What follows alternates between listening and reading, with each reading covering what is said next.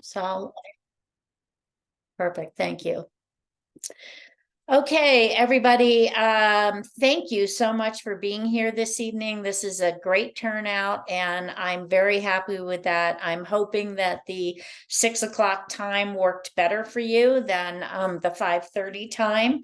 But we are also always open to feedback in terms of when would be a better time to try and catch as many of you as possible. So, um, we are doing these roundtables monthly and want to make sure that the information that CDEC wants you to have is actually out there for you. And so they do slides once a month and send them to us. And so that's always a part of our roundtable. We are doing this one for both November and December. We will not do a December roundtable unless we have important information that we have to get out to you. And then we will do a special meeting if we have to, but let's wait and see what happens there. So let's first make sure that you're all aware of who your JI UPK team is. Shay Almonte is the Foundation's Program Director. She's over all things early childhood at JI, and she is on maternity leave. I am filling in as the UPK manager at the moment. I am not an employee, I'm a consultant, but I'm filling that role for now. We have two family resource navigators on this call, Heather and Carla. They are rock stars in supporting families in finding the providers that they are where there are open seats and trying to get families to you when that is when you have open seats. And Drew is our UPK assistant. He is a jack of all trades, including Zoom calls. So he's managing this for us this evening. And he is generally the one that staffs the UPK email as well as the phone. It occasionally gets assigned to other people, but usually it's Drew who is monitoring that. And then Ryan is our UPK data specialist. He makes sure that we have all of the information that we need to make really good decisions and to plan well for the coming years based on, data. So that's the UPK team at this point.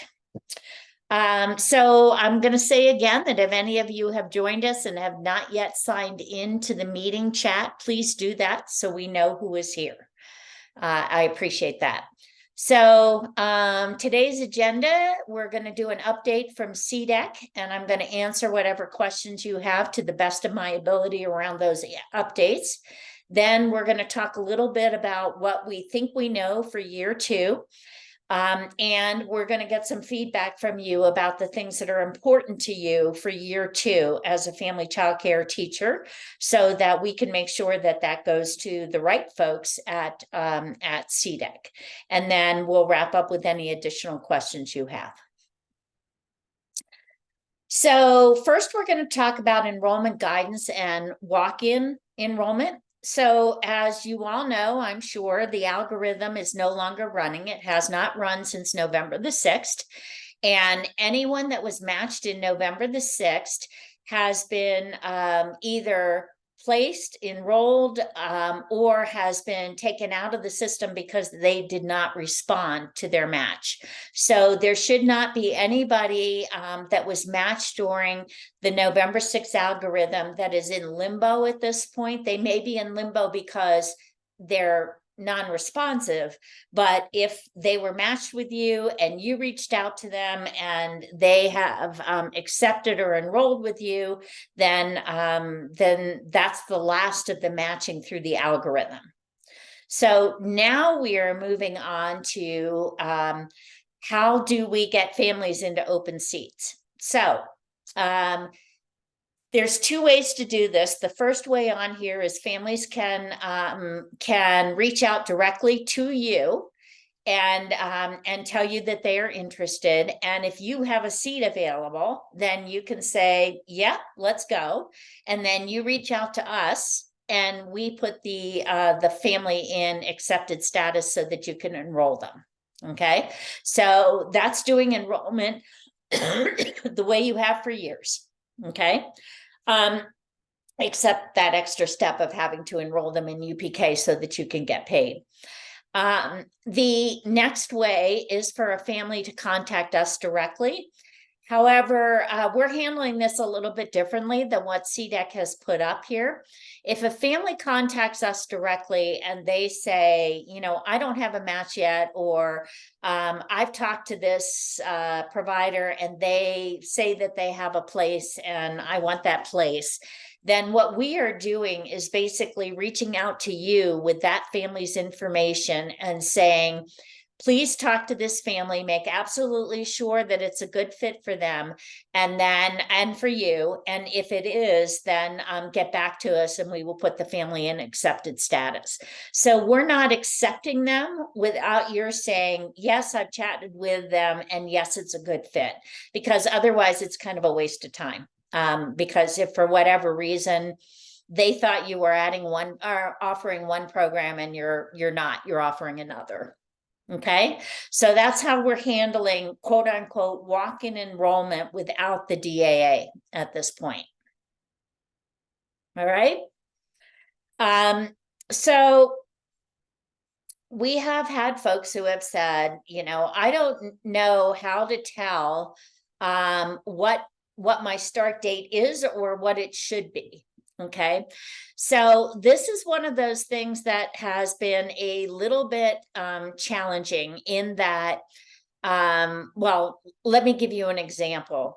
If, and by the way, let's not shoot the messenger. I literally am the messenger here and telling you how this is working. Okay. If you were to enroll a child on December the 1st, that child actually went into enrolled status by December the 15th, but you actually started to serve that child on December the 1st, you're not getting paid for December. So you're getting paid in January on January 8th based on your December enrollment, December 15th enrollment. So you don't want to go the whole month of December without being paid for the hours that you will eventually be paid for UPK. There is no back payment, and now there is no partial month payment.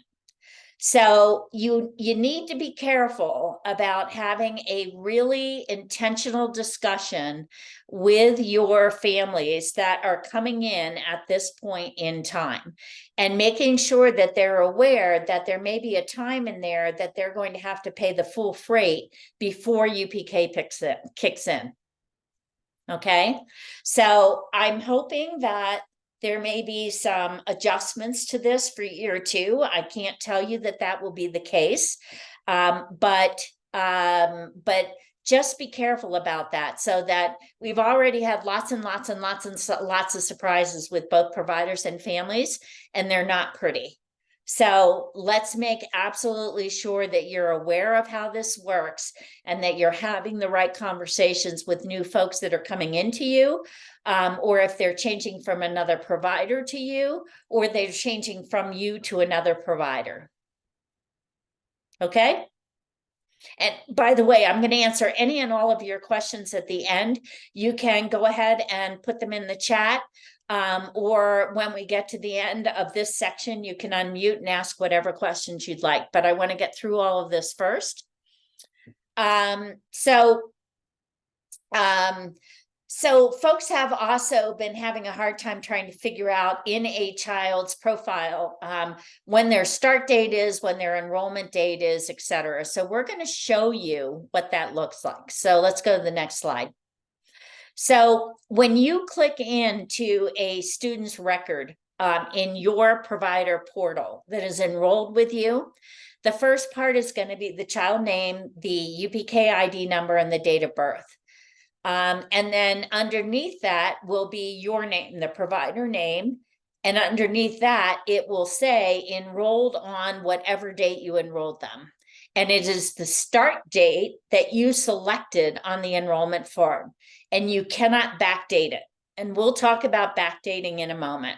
Okay, but you cannot backdate it. You can only go forward. Okay.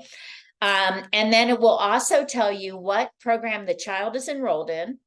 And then the other date down there is the last date that anything changed, status changed, or anything of that sort. So the enrollment date, the start date, and the status date may not at all be the same. Okay, so that's what you're looking at when you're looking at that section. So Drew, don't go on yet. So let's talk about backdating a moment. So if you had a family that for whatever reason did not get enrolled in a timely manner, okay, and you need to backdate their start date, you have to reach out to us at JI. And if it does not make any difference in your payment status, then let it go. It doesn't matter. If it does make a difference in your payment status, then you need to reach out to us, make sure that we clearly know, hey, this child started on October 10th, but I didn't get them enrolled until October 20th. Okay. And then that way we can attempt to try to get you the back payment. I won't guarantee it'll happen, but we can attempt to do it. Okay. But if the child started with you on the 30th and started with you on the 16th and you didn't get them enrolled until the 30th, it doesn't matter because it's after the 15th of the month. And so it does not impact payment at all. So then we probably shouldn't waste anybody's time trying to get things backdated. Okay, let's go on. And so the next topic is when you should you enroll and unenroll. Okay. So you should enroll kiddos as close to the actual start date as possible. And that is in the interest of making sure that the payment records are correct. Okay. So if you have a family who is leaving your program, CDEC will honor the policy in your handbook. So if you have a handbook that the family has acknowledged upon enrollment, and it says you need to give me 2 weeks notice or a month's notice or whatever it is, CDEC will allow you to keep that family enrolled for that period of time. Okay. However, if they're switching to another UPK provider, you should also know that they cannot be enrolled in 2 places at once. So the better thing to do is for you to work with the family around when are they going to start at that next provider, and then try to figure out, I mean, I'm asking you to help that family figure out the best possible financial scenario for them. So it may be cheaper for them to go ahead and pay for 2 weeks with you than it is to put off being enrolled in another center earlier. So if you need any help with that, we are more than happy to assist you with that. But I don't want to get into a fight between providers. So it would be really, really nice if everybody just kind of played nicely together and made sure that we did the best we could to honor where payments are going and what that looks like. If you are unenrolling somebody or not unenrolling somebody within a week after their last day, because you're honoring this policy, we need to know that. Okay. So shoot us an email and let us know, hey, I've unenrolled, or this kiddo is no longer enrolled with me. They're moving to this other center. However, I have a 2-week policy that they signed off on. What do you think is the best way to handle this? And we can help you with that. Okay. So LCO should not, that's for us. You don't need to worry about that. Just don't ask us to delete a child's former enrollment form because we won't do it. But I haven't heard that request from anybody, to tell you the truth. So I don't even know why it's on here. Okay, next. So we're going to talk about some qualifying factors. Again, this should be old news to you who are UPK providers. So for 4-year-olds, in order for them to qualify for 30 hours, they have to have low income and another qualifying factor that is up here. Okay. And the 3-year-old programs you don't need to worry about, but for 4-year-olds, in order for 30 hours, everybody qualifies for 15 as long as you are actually offering at a minimum of a half-day program. If you're only offering part day, then you're only going to get paid for somewhere between the 10 and 14 hours. But if you are offering half day, every 4-year-old is eligible for 15 hours, no matter what, as long as they're age eligible. And then they're eligible for 30 hours if they have low income and one of these other eligibility factors. Okay. So we're gonna a little bit later. Yeah, here we go. So the state is continuing to review eligibility factors and applications for families who may have some situation that has changed, that they are now qualifying for 30 hours. And they're looking at that every month. And in your payment report, you should be able to look at the column entitled Awarded Additional Hours. And if there is a yes in there, that means they qualify for 30 hours. If there is a no in there, then they don't. They only qualify for the 15 or for the part-time payment if that's all you're offering. And each month's pay file shows students who were awarded additional hours. So if you're still having a challenge with that, I would strongly suggest that you go back and look at your last pay information and see if you can find that column that says awarded additional hours. And then you can look there and say it either says yes or no. Okay. And once again, if you're still confused about that, we can help you with that. But if you're thinking that you're not being paid for something that you should be paid for, that has to go to Metrics IQ. So we're going to talk a little bit further about that in just a second, like right now. Okay, again, this should not be new to you. This is the payment schedule that CDEC is using. If you have enrolled any children between October 16th and the 25th, you are entitled to half-month rate, and this will be the last time that you will be receiving that, and you will receive it in December. So in December, you will receive your November 15th enrolled and the late enrollments for October. There are no late enrollments from November going on. It's only full months from there on in. So keep that in mind when you're enrolling or unenrolling children. Okay. So we need to remind you all that it is your responsibility to verify a child's date of birth and their Colorado residency at the time of enrollment. If you have accidentally enrolled a 3-year-old, they're being caught right now. They're going to be unenrolled and there will be no back payment for you because it should have been, the state sees that as your responsibility to make sure that the child is an eligible 4-year-old or the year before kindergarten based on the school cutoff date, where the child lives, not where you're located, but where the child lives. So if the child lives in District 49, the school cutoff date is September 15th, not October 1. Okay. And again, if you have any payment concerns, they have to go to Metrics IQ. And by the way, all of these slides are already up on our UPK page on joint initiatives. So you can look back at these at any time. As you know, we are recording this and that will also go up on that UPK page. Okay, next. So this refers back to what I was just talking about. So in December, you're going to get 2 sets of payments if you did have kids that you enrolled between the 16th and the 25th of October. So these are, so you're going to get 1 set that is for kids that are enrolled in as of November 15th.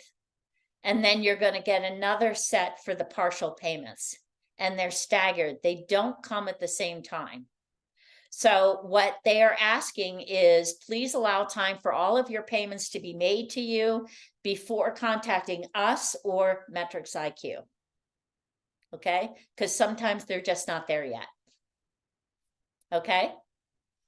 I realize that sometimes you guys have been all providers have been very frustrated with missing payments and things of that sort. And we are happy to listen to your woes, but we can't fix it. So the answer is going to be the same no matter what it is you ask for. It's going to be, you must open a ticket with Metrics IQ.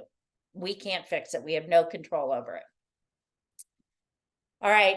Again, this should be new to you. This is the allowable use of your UPK funds. You can look this over at another time. Shouldn't be a surprise to you as to how you can use the money. So there you go. There are a bunch of provider resources that are accessible to you through your provider login. And this slide pretty much tells you what is available there. You can't read it, and I get the fact that you can't read it.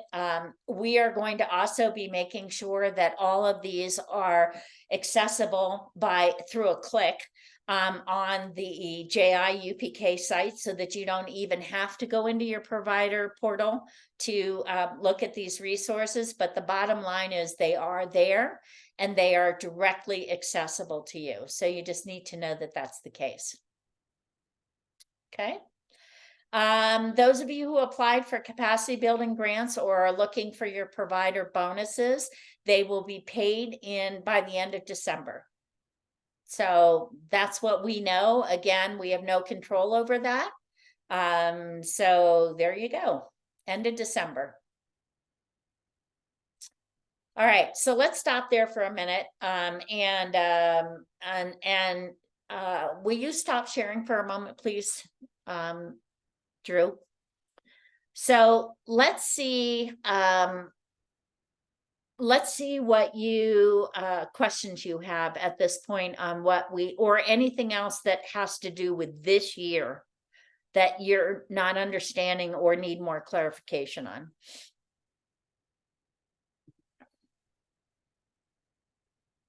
Questions, comments?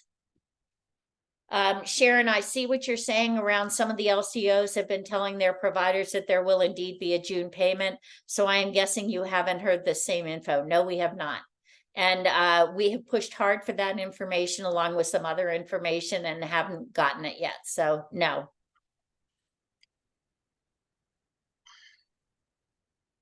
Can I ask a question? Sure, of course. So I just want to point out, and you may have already heard this, but if we get that money and those grants by the end of December, but we have no time to spend it, we are going to get taxed on that money ridiculously. And I know that's not your fault, but that is, we're not going to be able to spend it, which means we're going to show it as income and it's not going to be expense. Mm-hmm. I'm sorry about that. Let me, have you expressed that to anybody at the state? No, we've been, okay. No, not yet, because I wanted to know before I kind of started raising a stink on that.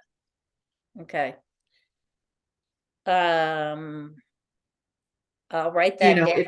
For instance, I mean, if they were to award me everything I asked for, then I'm probably going to get about $20,000, and I'm not that I'm going to get taxed on, but I'm not going to have zero time to put that money back out.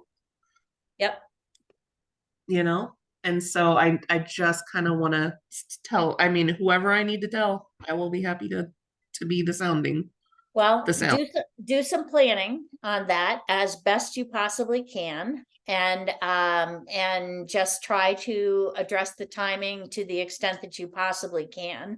But I will make sure that gets sent up to the state. The rest of our conversation is going to be about next year. And so Okay. we have a list of things that that we are going to be, from everybody's concerns, that we're going to be sending up to the state for to be sure that they have been heard.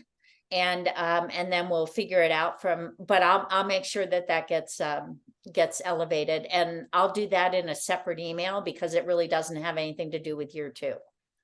I appreciate it. Yeah, no worries. Okay. I will tell you that I think it's our general consensus at JI that the state is learning a lot about the state of affairs with family childcare teachers that they didn't know anything about before. And I just think that this has been more eye-opening than I think anything else, is family childcare teachers for them. So it's good that we're continuing to surface these kinds of things. And we want to know about your concerns so that we can make sure that we are advocating for that. Just a minute, Sandra, I'll get to you. We have several things that we are addressing with the state, and we have told them that there are many places in El Paso County where there is very low capacity. And in order for UPK children to be served, we're going to have more family childcare teachers come online. And the only way that that can happen is if it works for you and your business. Because first and foremost, you're running a business. So we are trying very hard to make sure that we're hearing what you are concerned about, and then advocating for that, and making sure that that's addressed.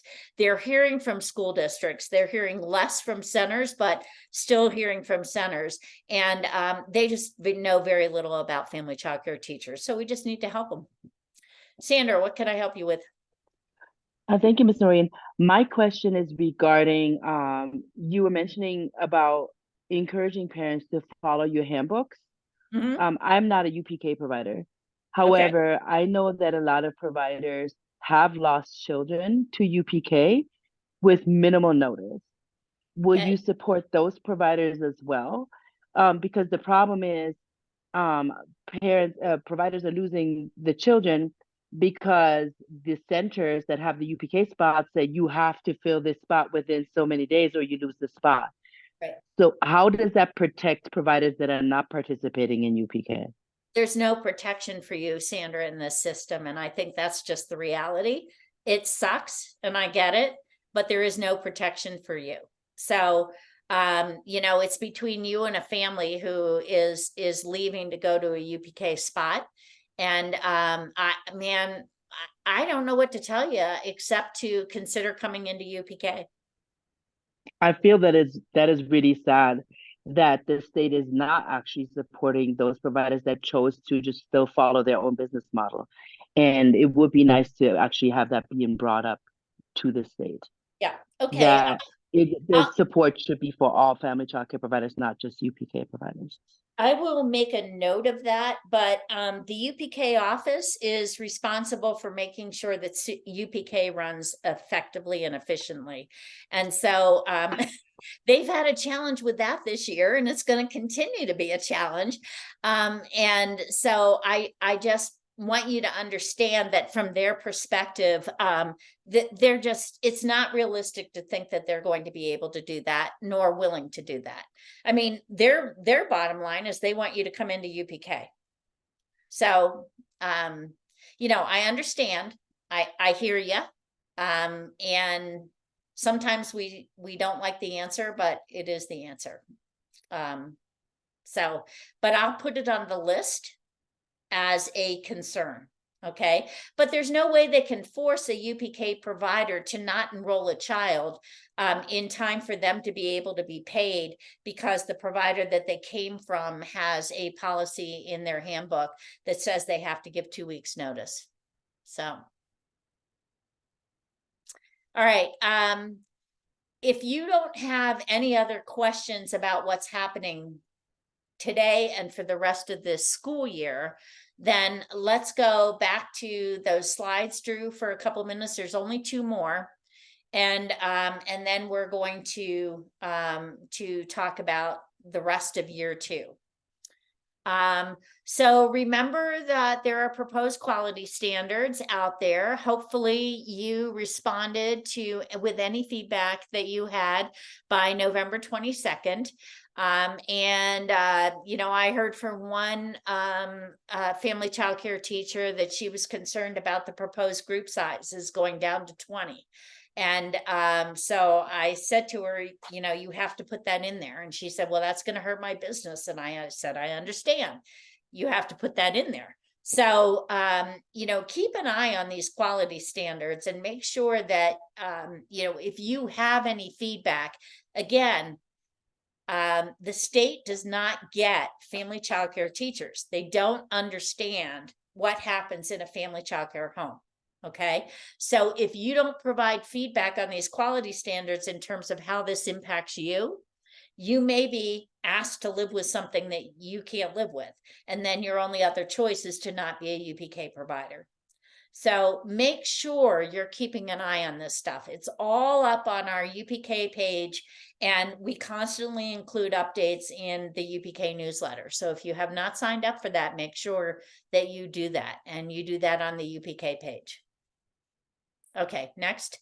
And then there is a new qualifying factor that's coming online for 30 hours a week, and that is families who are low income can also have a second qualifying factor given the fact that they live at or below the federal poverty guidelines. So a family could have limited income and be living in poverty and therefore qualify for 30 hours. So that's a new eligibility factor that is coming on, just so that you are aware of that. All right, so let's, thanks, Drew, you can stop sharing now. So let's talk about what we think we know. And I always have to make sure that I am always trying to make sure that you understand that all of this is in process right now. Okay, there is virtually nothing that is etched in stone. But I think it will be coming down sooner this year than it did last year, which is a really good thing. So when Ryan and I were at an in-person Southeast meeting about a month ago, we had one of the bigwigs at the state was there, and she was talking about some of the things that they were thinking about doing in terms of timelines for the coming year. She said that they were discussing the possibility of having providers sign up in January. I will tell you that you're all going to have to re-sign up if you're already a UPK provider, because they're going to change the way that looks, how it interfaces to families. They're going to ask for different information. They're going to try to make this more family friendly so it's easier for you and it's easier for families. So they originally said, we're hoping for providers to sign up in January. I'm not sure that that's going to happen, but I do think you should plan for that. Don't assume that it's going to be pushed off to February. So think about whether or not you want to be a UPK provider for next year, and what programs you want to offer, what hours you want to offer, based on what is already out there for this year. I do not think that the programs are going to change. There will be a 2% increase in the rate that you will be paid over this year. We do know that. But I think they'll still be part day, half day, and full day. I don't think that they will offer extended day anymore, for the simple reason that it confuses families. There's not a lot of difference between full day and extended day, because a full day payment for UPK is only 30 hours. So at this point, it doesn't matter whether, there's not that big a difference between full day and extended day. So I don't think that will be an option anymore, but I think they'll stay with part day, half day, and full day. So you can all think about what that looks like for you. How many spots do you want? You know, who's currently enrolled in your program that will become an eligible 4-year-old? You know, how many spots do you want to hold open for eligible 4-year-olds that are new to you? You know, think about all of that. And as is always the case, if you have any questions about that, or you want to talk through what your business model might look like, that's part of my role here at JI. So you can reach out to me and let me know, and we can talk it through and figure out what that might look like for you. We have another expert on here. Josie Waters does this all the time for Early Connections partner homes, and I'm sure she would be willing to assist any of the rest of you that need help. Since I just volunteered you, Josie, it was really nice of you to shake your head yes. So please reach out if you're not sure what to do about this, okay? If you're not sure where to go. Then the next part of the timeline, proposed timeline, was to give a month for priority placement, priority child placement, priority eligibility. So to the best of our ability, or to the best of our knowledge, they are not planning to change the definition of a priority child. That would be someone who is currently attending with you, or if you have a family member that is a sibling that is currently attending with you, okay, or the child is a child of one of your employees, okay. So this is the continuity of care piece that we have talked so much about, and they are thinking about separating that out from open enrollment, so that your families that are currently attending with you will have a chance to enroll first. Okay. The timeline was thought to be February for that. And then March would start open enrollment. Okay. So other family members that, you know, just the way it was done this year. But your seats may already be taken by priority placement. The one thing I do want to caution you about, though, is once again, this is supposed to be equitable access for families. So what that means is that, you know, families should have the opportunity to have an equal shot at a seat someplace with another family with the same standing. So the lottery will still be used specifically for non-priority families. And again, you know, the expectation will be that you will do what you can to accommodate someone who has been matched with you, if it fits with you and it fits with them. We have heard through the grapevine that there may be some accommodation for family child care teachers with being able to decline a family that you have met and do not feel comfortable with in your home. But you're probably going to have to justify that in a big way in order to allow that declination. And it's the specific reason is to make sure that you know, that we're not compromising the equitable access aspect of this that is in the legislation. Okay. So I'm glad that they have heard that, you know, family child care teachers want to have the opportunity to say, not my home. But by the same token, you know, that should not be the norm. That should be pretty rare. Okay. So open enrollment in March, and then they'll run the algorithm at various times, but it's probably not going to be run as often as it was this year. And it will, their goal is to warn you exactly as to when those algorithms, so you'll have a schedule as to when those algorithms are going to be run. So hopefully it will mean less manual work on our end. We're also hoping that you have a little bit more access to the portal than you've had before in order to be able to see more stuff. so that you can manage your business better. They've heard that over and over again.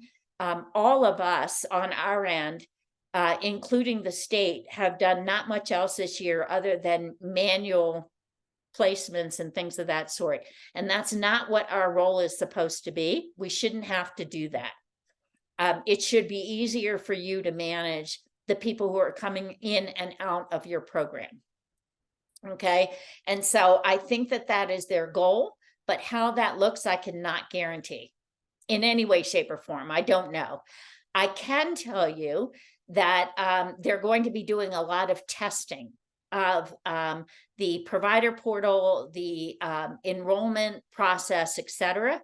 And we are going to have the opportunity, as all of the other 32 LCOs are going to have, to choose providers to test certain things. And so we're going to make sure that family child care homes have the opportunity to test both of these pieces from your perspective. We want to make sure that you as teachers think it'll work better for you than what it has. Okay. Now, I personally do not believe that they will make January. I think it will be pushed back a month. And it's because they're trying to be very deliberate about this time around. They don't want to say something and then have to change it in a week. Okay. So they want to make sure it's thought through. And with the holidays in there, I just don't think January is going to work. But you should assume that you're going to have to sign up in January. Okay. So please plan for that. And, seek out whatever help you need to help you with that. Okay. So that's what we think we know about year 2 at this point. So what I would like to hear is, how do you feel about all of that? What are the other things that you want to make sure from your perspective that the state knows? You've got a couple of different ways to do this. You can put it in the chat so that we have it in writing, but we are recording this, so it would be fine for you to raise your hand. Let me call on you, please, and then you can state what you're thinking. Love to hear it.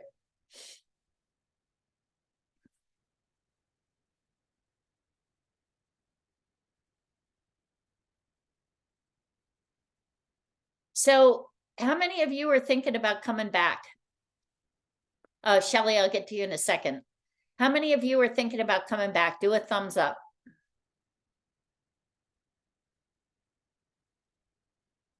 Okay, you can do a thumbs up in Zoom too. You don't have to put your camera on. You can. How many of you have already decided you're not coming back? And what can we do to talk to you about that?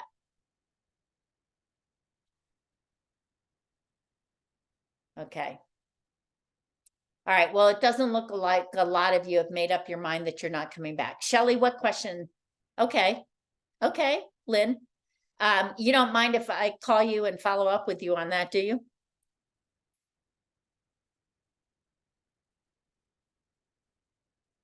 Okay. All right. That's good to know. Sarita, we can also talk further. Okay, so Sarita, were you the one that had your hand up? It was me, Okay. Shelley. Shelley, you want to chat? My question is, you said something about open enrollment in January. So I am full in my family childcare home. So when I open the UPK slots, I only open them for the amount of children that I know are going to be 4 next year. Because I have a waiting list already of infants and all other children. So like, you said open enrollment like comes in January. What is that when we tell our families to start applying? Because like families that, like for my sake, I don't open all my slots. I see how many kids I'm going to have that are going to turn 4, and then that's how many children I accept. So I don't really ever even interview kids from UPK, because, a lot of times in family childcare homes, we have waiting lists of other children that are newborns and, younger. Right. So,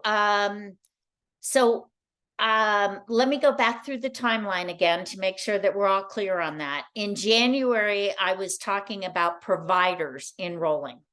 Okay, so that's when you would commit one way or another to UPK, what program model you want, and how many seats you want. Okay, and then you build up your profile and do all that, answer all of that information and put it in there. Okay, so that's your time in January. Okay, in February or the month after that would be priority enrollment. Now, if you have kids who are already enrolled with you that are turning 4 and in their year before kindergarten, they get priority placement. So that's the time that they would enroll. Okay. And if you're full after that, then open enrollment is going to build a UPK waiting list for you. Okay. And that's for any 4-year-olds that you may lose that you didn't think you were going to lose, but that spot is in and committed to UPK. So we're going to send you another family, okay, off the wait list for you to look at and say, yeah, I can make that work for this year. Okay. So you in your situation would say, okay, I have 4 kids that are going to be 4 years old. Let's just say that by the school cutoff date where they live. Okay. So you would come into UPK in January and you would say, I'm going to offer 4 full-time seats to UPK. And then in February, you would have your 4 families enroll. Okay. And then your seats are full at that point. So there's no one else that's going to be matched with you because your seats are full. All right. For those of you who decide to open up more 4-year-old seats than you actually have children for, then open enrollment is going to fill those 4-year-old seats for you. Okay. And that happens the month after the priority enrollment. Shelley, does that make sense? Yes, it does. Okay. And remember, this is for the UPK 24-25 year, the school year. It has nothing to do with the year we're currently in. Okay. So of course, you guys who take infants and take toddlers and also take preschoolers are going to have kids that are going to come up through the pipeline, right? Of course. Therefore, they get priority placement. It's continuity of care. Okay. And there's nothing the matter with that. But if you have a 4-year-old who leaves your program and you don't have another 4-year-old to fill that slot, right? Then UPK would expect that you would allow us to send you a 4-year-old that's on your wait list and for you to interview that family and see if you can serve them. Make sense? Yes. So, I mean, so then what of our other waiting list, like other kids that are on our waiting list for our family childcare, we have to put them on hold to serve a UPK slot? Yeah. Or you commit fewer UPK spots. Yep. And that's in the provider agreement. I mean, that's what you're signing up for. It's equitable access.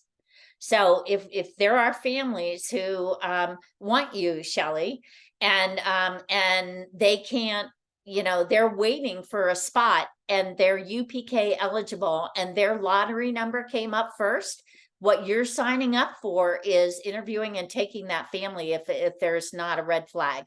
Yes. Okay. So yeah, so think about that. That's why you should be thinking about now the number of slots you want and how you want to handle that. Okay. Is it Javinia? Yavinia? Close enough. It's Javinia. Javinia. So, okay. Yeah, my name's Javinia. Okay. So it's kind of a question for now and maybe later. I started out with 10 spots that I opened up, and I only filled 4 of those spots. And so I still have plenty of others that are available. My question is that I did 2 half days, and then all the rest of mine were part days available. Since those never got filled, I still have openings within, and those that are part day, can they switch to half days? You just have Now? to, yeah, you just have to send us an email and say, you know, we want to increase the number of half-day seats by this much, and we want our part-day seats to go down to this much. Yeah, that's Okay. not a problem. We can't Okay. take on new providers right now for this year, but we can switch your seats within what you've got right now. Yes. Okay, all right. And are they, I mean, everybody's still talking about there's a wait list. Is there? Because I still have 6 spots available. Okay, so I want to remind you that the basis of UPK is family choice. Okay, Mhm. so you may not have been selected because your model doesn't work for the families that are in your area. Okay, Okay. and I can't tell you that that's the case or not. I'm just saying that that might be a reason. Now, Heather and Carla are both our family resource navigators, are both on this call.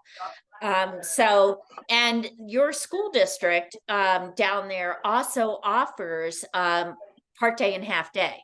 So you're not offering to those families something that they can't get with the school district. And so again, one more thing for you to think about. Does it make sense for you to offer full day care? Because the school districts don't. So those are the I mean, yeah, I had to keep some spots available for my current clients and the young ones. So, I get you it. know, I was only able to avoid or open up certain amounts, and that's what I did. But if I can switch some of those, that would be great. And if we start out with one set of amounts in certain areas in January, and then come August, we need to switch that based on our current enrollment, we're able to do that.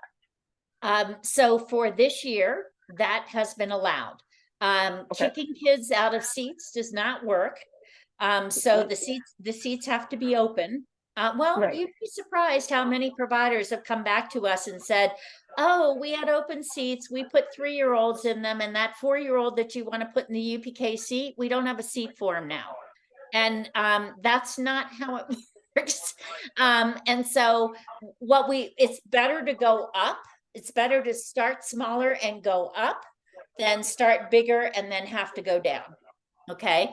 And part of what we need to communicate better to providers is if you have a UPK seat that you put in there and you don't want it to be a UPK seat anymore, you have to tell us so that it's freed up for a 3-year-old or whatever it is you want to do, because otherwise we're continuing to match kids in there. Right.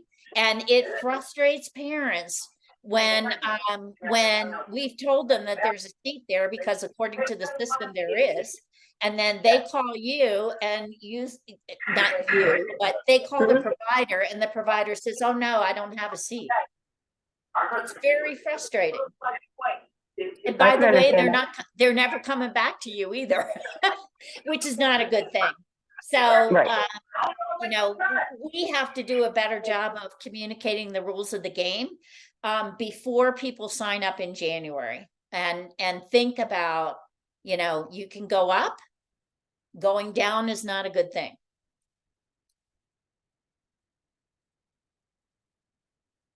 So Thank you. yeah, other things you want the state to know,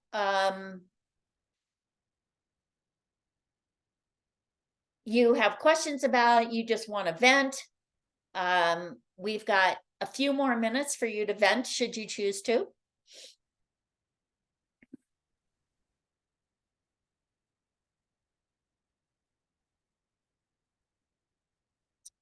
Sandra? I'm not venting. Okay. No, Sandra, I'll get to you next. Sandra? Hi. Thanks for giving me the opportunity again. I have a question regarding the standards. I asked the question in the group chat. Just to clarify, can non-UPK providers voice their concerns or opinions about the standards as well? Absolutely. Since there is a vested interest. Absolutely. Absolutely. Thank you. So yes, and in fact you should, because they need to hear if someone is concerned about the standards and therefore would not consider coming into UPK. Okay, I will forward that information to all the naysayers, Yep, including myself. Thank you. okay, yep. Sharon? Thanks, Noreen. Okay, the family-friendly portion I think is wonderful. I'm curious if they've mentioned whether or not they're gonna flag or prevent multiple applications, because this caused me 3 months of aggravation. I don't know that they have figured out how to do that. Yeah, So, because so I for the believe it's last, kind of mommies have been talking and figured this out. Yeah. That they have a better shot if they have multiple applications. okay. Yeah, so I get it. I just kind of wanted to put that out there so that So- everybody was thinking about it. So here's what we're getting right now. We're getting a running list of what the state has flagged as duplicate applications. And then we're going in and I'm not doing it. Heather and Carla mostly are. And we're going in and looking at those and trying to get the duplicate applications out of there. But it's based on talking with the family about what it is they want. And so the system, what you're saying, working the system there may very well be working in their favor by the way we're doing this, but Yeah. I don't know what to say about that. If you have other people waiting, I can wait, but I do have a couple other things I was thinking. I don't think I see anybody else with their hand up. Am I missing something, Drew? Go ahead, Sharon, while we're checking. No, Okay. The no one else. continuity of, I love the idea of continuity of care being run first. I Mhm. mean, that should definitely happen. You Mhm. know, I mean, it's a proven fact that children do better when they are in a continuity of care situation. So I really hope they do that ahead of time. Mhm. The algorithm timeline scares me for family child care providers. Mhm. Is there anything wrong with hosting open houses like the schools do so that we can meet people? So that when the family application comes around, we can hopefully be one of their first choices. Yeah. So one of the things that we're going to be doing as an LCO is getting you all together, anybody who wants to attend, in a live setting. And we are going to talk about how to beef up your profiles. We're Okay, good. We're going to talk about what should be in there from a family child care home perspective. You need to be boasting about your curriculum. Okay. Absolutely. That you need to be using terminology that says to families, we're an educational setting. We're an early care and educational setting. We offer high quality services, right? And Yes. so that is one of the things that we're going to be doing. And in fact, I'll set that up for January so that we make sure we do it well while you're to the point of signing up. Josie, I may enlist your help with that. Or enlist your help with that, I guess. So I'm sorry, this is my third one today. So Sharon, that's one of the things that we're going to be doing. And so let's talk about that. Let's talk about whether, a UPK open house, JI has done a couple of them for families and they have not been well attended. But they've generally been done at the last minute and, in my opinion, too late in the whole process. So if we start that's a little bit, the reason. Oh, go ahead, Noreen, finish. if we start a little bit earlier, and think about that, we can do that. But I think we also need to be using social media better around why families should consider a family child care teacher. Oh, I'd love to sit in on that and have feedback because that's how I fill all my spots. But the other part of that is the schools have open houses in January. So I think as long as there's nothing wrong with us actually doing it, I think we really should think about it. I think it's a great idea. I think it's a great idea. So okay. we can certainly look at that and see how we could help support that. Yeah, because otherwise we're again giving the school district, you know, the heads up on that. And if we're going to be taken seriously, we have to take ourselves more seriously. And Agreed. just my own opinion, and I agree with you Absolutely. wholeheartedly on that. Absolutely agree. Last thing I wanted to check on, and you probably don't have an answer, is the 540 hours. I get it. It's 36 weeks. It's 15 hours a week. We need to offer that. Right. What happens when there's a snow day or a provider gets sick? Obviously, I'm trying to have sub care, but I have to have a sub that's equally qualified as myself. So that's nearly impossible. Yeah. If my assistant is sick. Yeah. So I'm okay with like, oh, okay. I left Fridays open if I need to make up days. Okay. So I do a 4-day program at 3 3/4 hours a day. Okay. And that leaves me Fridays if one of us is sick or we have a snow day. So I built in extra days because of Monday holidays and possible snow days. Do we have to do that? Okay, Sharon, we're Yeah. over time, so why don't Oh, you sorry. let me answer your question? Yes, And absolutely. then I want to go on to Carol, because she also has a question. And by the way, I'm willing to sit here for longer. Drew's on flex time, so he just gets to go even earlier on Friday for the longer we sit here. So, Sorry, Carol. no, it's all right. So don't worry about that. Any of the rest of you who have had enough fun, thank you for being here this evening. Make sure you sign up for the UPK newsletter and keep up to date. Whether or not you are a UPK provider, keep up to date with what is going on. Go onto the JI website, sign up for the UPK newsletter. And you're always welcome at any or all of these roundtables. So now I'm going to answer your question, Sharon, and go on to any others that might be here. So first of all, snow days do not matter. If you are shut down for an entire week, you cannot count that. Okay. So there are providers out there that work on a school district schedule, and you know, when the school district is shut down, they're shut down. And that includes family childcare teachers who do that. So, so a snow day does not count in that. Okay. And a sick day for you does not count in that. But if you are shut down for the entire week, then that can't count in your 36 weeks. Thank you, Noreen. Okay. Carol, what can we do for you?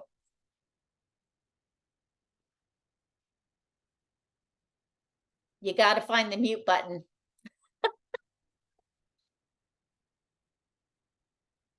There we go. Sorry, I have a new laptop, so sorry, I was not doing something wrong.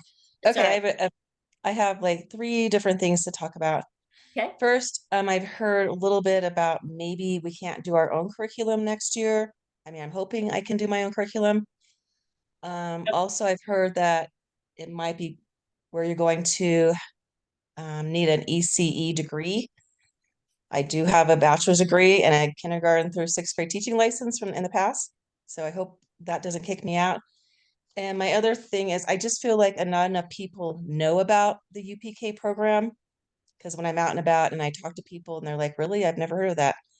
Mm-hmm. So those are the 3 things. Okay. So your curriculum, there is going to be a resource bank available to you where you can look at the various curriculums that are in the resource bank that you might want to consider using. And if you still want to do something different, then you're going to have to ask that be added to the resource bank, basically. So they're not going to shut you down, but if it's not a research-based curriculum, I mean, if you have not come up with something that is a hybrid of 2 research-based curriculums or something of that sort, that's when you're going to run into trouble.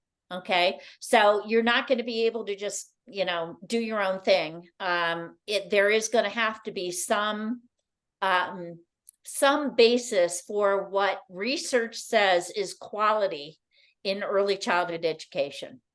And that's all I know about that. So whatever is written in the quality standards is there. I know that there's going to be a resource bank, and that resource bank is going to have the various curriculums in it that are, canned curriculums, and they're going to add to it with other curriculums that people are using that the state has vetted and said, yes, that makes sense. Okay. So that's the first first question. The second question is, I can't remember.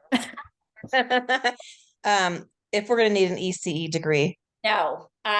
So there is no requirement for that right now.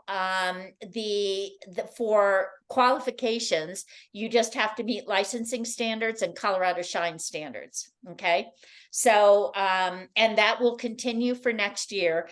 Anything that is going to happen in terms of additional training, is going to be stuff that you would already work into your training for Colorado Shines or PDIS or any of those other qualification training groups, documents. So it will stay with licensing at this point. And there will be an opportunity for people to get more training, increase their education, et cetera. And there's going to be a lot of that that's going to be supported for you to be able to do that. But I will assure you for 24-25, there is not going to be a requirement for an ECE degree. And anybody who tells you that is wrong. Absolutely wrong. Okay. And you can shut that down in your social media groups because it's absolutely not true. Okay. And then your third question was what? I just feel like not enough people know about UPK. Okay. Well, the state actually enrolled about 50% more kids than they had projected for. So, and we had 50% more kids sign up for UPK than we had expected and projected in El Paso County. So, I kind of beg to differ. Because there are an awful lot of people out there who are very aware of UPK, and folks like you are helping them learn about it. Right? Right. So, yeah. Wait a minute. Let me check the, how do we ask what? Javinia, what did you want to ask? So I rewrote it after that, but how do we ask to add our curriculum or the curriculum we might be using? How do we ask to add it into the bank?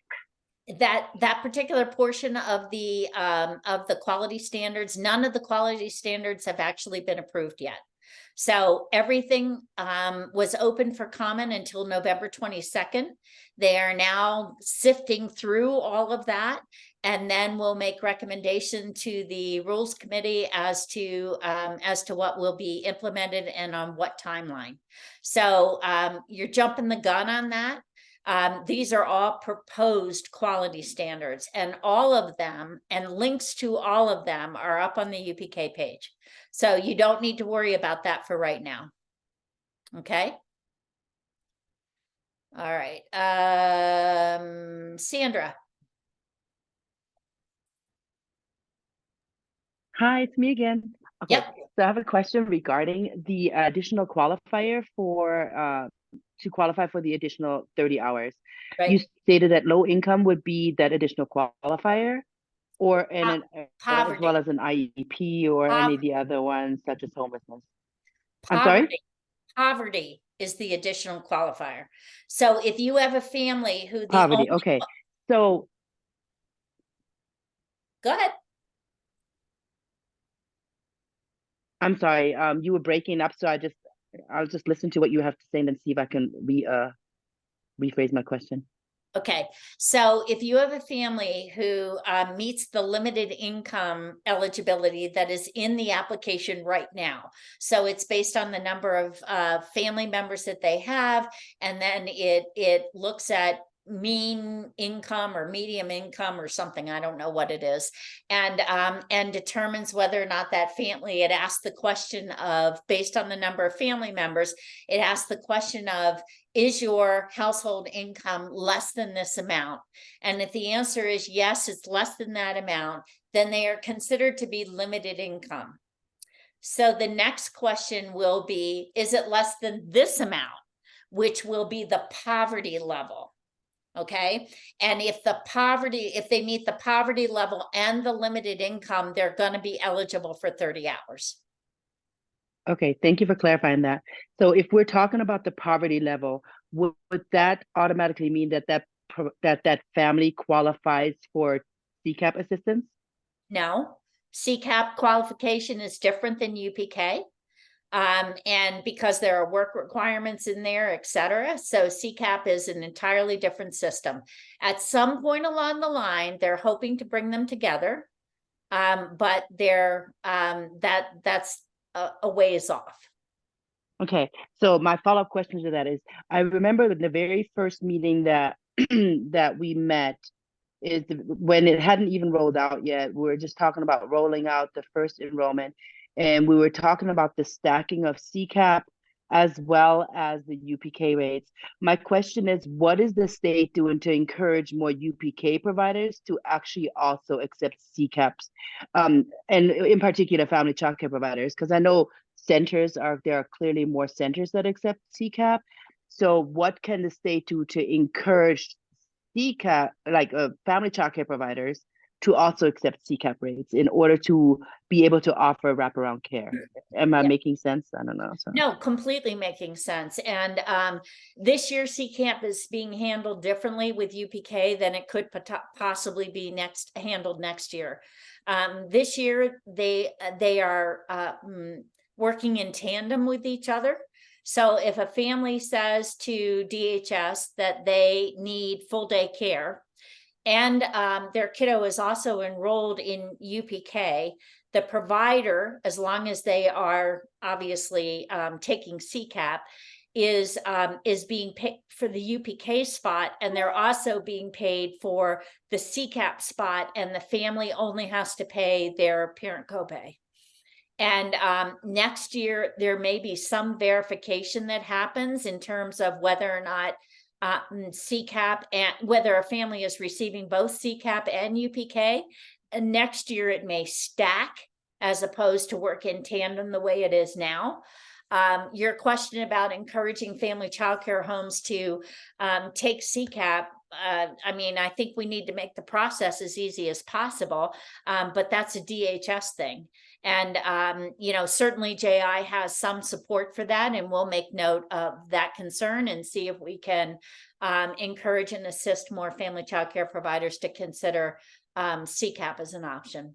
So thank you for that. Thank you for answering that. I appreciate it. Yep. Shelley? You had mentioned that like if we're closed for a week or something, we can't count that. So when does the 36 weeks start? And when does it end? And then, like, I have a parent who is a teacher, and whenever she is out of school, she doesn't bring her daughter ever. She wants to be with her child, so she keeps her home. Sure.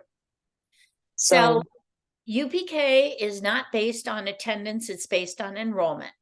Okay.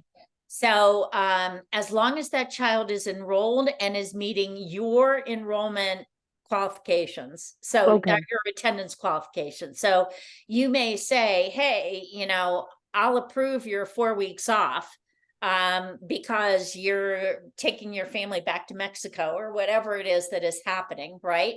And under my parent handbook, you're going to have to pay me for, for 2 of those weeks or something of that sort in order to keep your enrollment spot. You're still going to be paid for all 4 of those UPK spots as long as you're offering UPK. Okay. All right. So that's how that works. And with regard to the start and the end of the school year, I think it's really up to you at this point. I think most people started kind of in the same time frame that school started within their district, the one that they were in, and that they'll be ending UPK somewhere around that time. But you want parents to know when their UPK support is going to run out. So we have had some providers who have said, I'm going to take the UPK money and I'm going to offer 38 weeks, and I'm okay with that. Okay. There are some providers who have said, I'm going to take the UPK money, and after I've offered my 36 weeks, we're going back to full pay. There are some providers who shut down over the summer. Okay. But the bottom line is, you have to, right now anyway, you have to look at your schedule and say, it makes the most amount of sense for me to start UPK based on when the state is doing payments or whatever the case may be. I mean, if they're going to start payments based on an August 15th an enrollment date, let's just say that as an example, right? You probably want kids, you want kids enrolled the month before that, but maybe you don't want to actually start your UPK year until August 15th. And so you're saying to families, up until that time, you're full pay, and then your UPK kicks in from here to here. And you take out of your 36 weeks, any weeks that you are shut down for an entire week.